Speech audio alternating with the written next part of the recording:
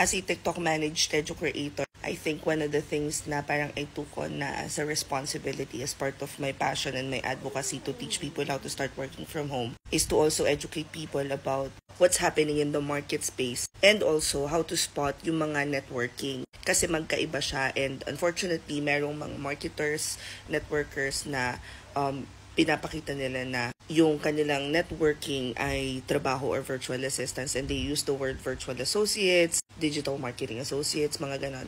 I even saw a couple of people running ads sa Meta na work from home opportunity but if you click on it, makikita mo rin kagad na networking siya. These marketing are very easy to spot because they make it look like it's easy. All you have to do is attend a parang seminar, program, kahit cellphone ng gamit, Tagalog, pero maganda daw yung bayad. And unfortunately, kaya maraming naloloko kasi yung mga ganito is because maraming naghahanap ng instant result.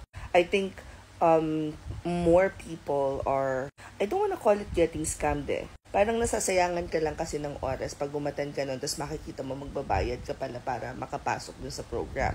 But maraming naeengganyo tong mga to because ang dami pa ring tao na masyadong gahaman. I'm trying to come up with a better word for it, pero wala talaga eh.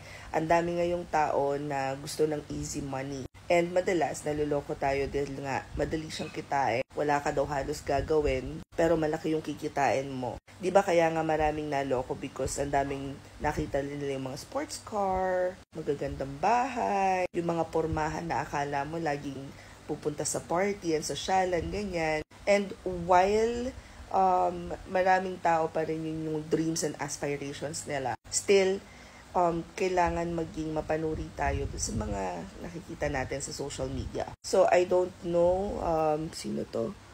Mitochondria, kung tama ba may pronunciation ko. Hindi ko alam kung anong pinagdaanan mo, kung bakit parang sinabi mo isang dami nag-aalok ng DA dito, tapos ending is networking. But virtual assistance, online work, freelancing is an industry na matagal nang nandito sa Pilipinas. Madami nang gumagawa. It's just that not many people knows about it.